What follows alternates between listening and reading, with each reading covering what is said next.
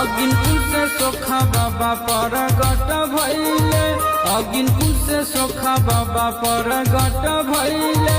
झूमर खेलत बेत तोड़ला हो, जमुना किनारे बाबा झूमर खेलला, खेलत खेलत बेत तोड़ला हो।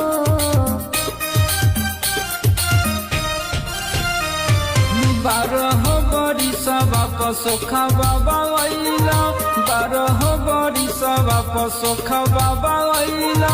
खेलत